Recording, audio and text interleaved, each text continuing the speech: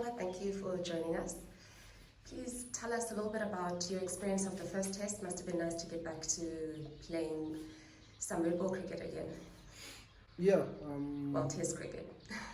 Yeah, nice to be playing test cricket again, being out in the whites. Obviously a good all-round performance from us as a team. We obviously didn't start off the day quite well on day one. We were able to kind of bring the game back through strong performances from the boys, led by the batters. So yeah, I think a good start for us. You know, it's been a tough test season for the team, for the young squad. So to get a win, you know, is obviously something quite encouraging. It was really good to see the batters getting some good strong starts and coming in with some good scores as well. The batting had been a bit of a concern in the beginning of and throughout the last season, in fact. So what was it like just, having a look and seeing how the openers got started, seeing, others getting a start and also coming to your own performance?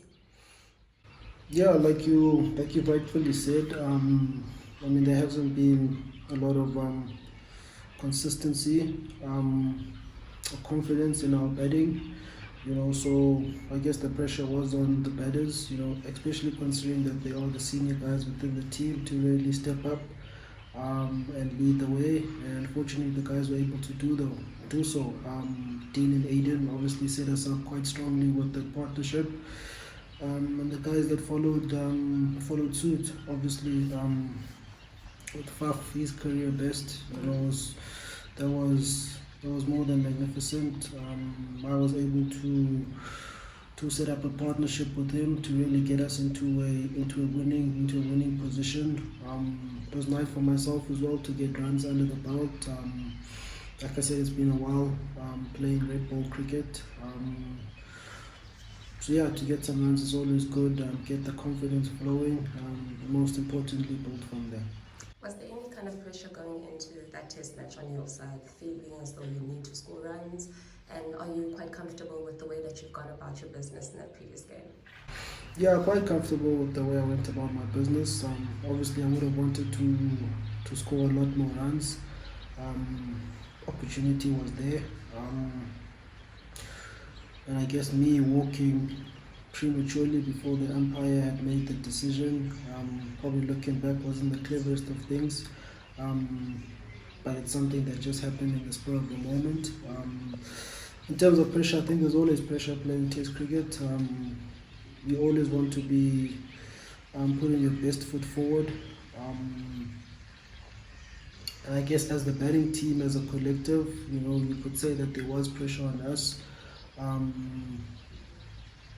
If you look at the team as well, it is quite an inexperienced side, with the batters kind of being the ones with the test caps. So in terms of performances, in terms of winning performances, the team would be looking to those guys to perform. So I guess that also could have been an element of pressure. But playing test cricket, there's always pressure. Tell us about your experience of the Sri Lankan spinners. Are you happy with the way that you guys went about it? Yeah, very happy with the way we played their spinners. It's actually only one spinner, in the leg spinner. I think looking at the way we played them in the past, the way we played them in the first test is much better. And we'd like to continue, trying to apply as much pressure as we can on the spinner, which, in turn generally puts pressure back on the seamer. So yeah, quite happy with the way we played the spin. What would you guys like to do and improve on for this next coming test? Not a lot, to be honest. It's not every day where you get to score 600 plus. So I think probably, the biggest challenges from us as a team would be try and match that effort that we did. I think the biggest thing with the bat is that the guys who got in, the guys converted, took the opportunity, more specifically in Faf. So I think the challenge would be the batters again. If someone does get in, make sure that you do go and get a big score to really put the team in a good position. And I think from the bowling point of view, I mean, first innings, to be honest, wasn't our best bowling effort. But second innings was a total different effort. So I think from a bowling point of view would be to bowl from our second innings effort in terms of the discipline, in terms of the intensity, in terms of the ruthlessness we showed, and yeah, just try and get better from there. What is the advantage for South Africa playing in the high felt and particularly playing at the Wanderers? I guess Centurion Wanderers quite similar. There's pace, there's bounce in the wicket. There's also lateral movement. So I guess our bowlers, they relish in those type of conditions. The batters as well. We're used to betting on wickets that are quicker, that are bouncy. Our techniques are suited. And I think mentally as well, we're quite courageous in these type of conditions.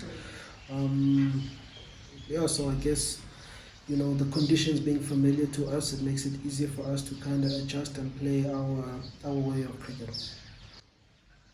The Wanderers is also a really good place for you. You enjoy batting there. Remember, there's a 98 not out, kind of like some unfinished business there at the Wanderers for you in terms of Test cricket. Yeah, Wanderers is where that's where everything started for me. Wanderers, playing first class cricket for the Lions.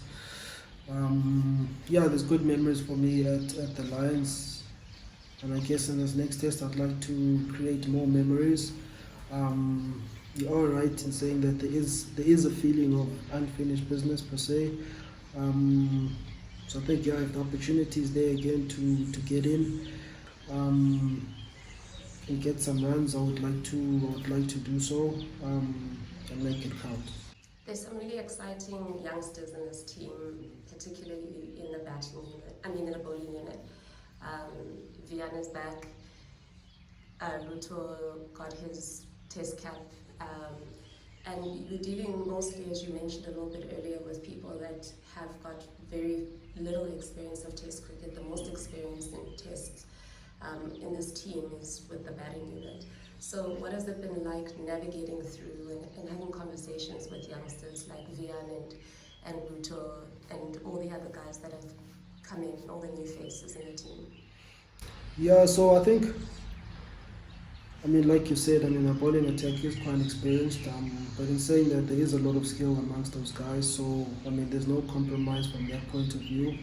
I think a lot of the chats that we have with the guys is more from a mental point of view, how they get themselves in spaces where they can put their best foot forward. Chatting and working with guys like Vian, guys like Luto, is easy. These guys they're eager, they're keen to learn, and they're always trying to suck as much energy or information as they can. It's also nice as a player, being seen as a senior player amongst the team, and that it gives you an opportunity to kind of just defocus from yourself, forget about all the external pressures, if I can say, and really give to the team in another way.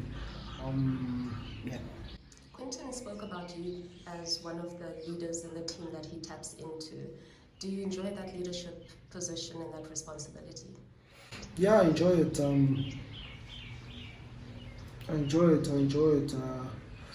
I guess Quinny and I, we've played quite a while together from provincial age group.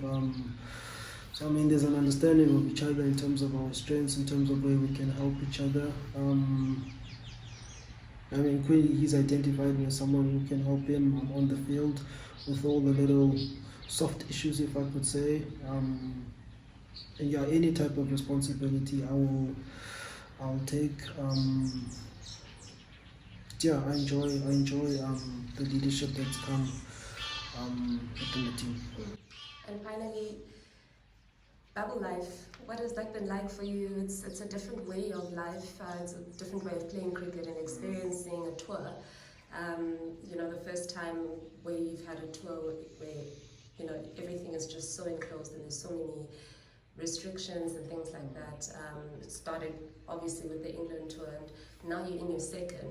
How are you feeling right now? How's the team's mental space, and how are you guys keeping things fresh? To be honest, I didn't enjoy it at the beginning with the England series. I mean, I'd heard of it from the guys, but to experience this was another thing. I felt it was tough mentally. Being restricted, not being able to do the normal things that you wanted to do, not being able to see the people that you're normally able to see. Now it's a bit easier in the sense that I've got an understanding of, I know what to expect. I guess also the place here we've been hosted at has also been very good. The hotel staff have been amazing, making us feel really at home. And I guess the guys as well, there's a lot of interaction amongst the guys. Guys are doing activities that they weren't used to. Fishing, you get guys who don't play golf who are playing golf on a simulator, that is. And I guess the conversations amongst the guys as well is a lot more, how can I say, more family orientated, making guys a bit more comfortable. But yeah, bubble life is bubble life. I guess it's going to be with us for quite a while. And I guess we're going to have to find ways of getting more used to it.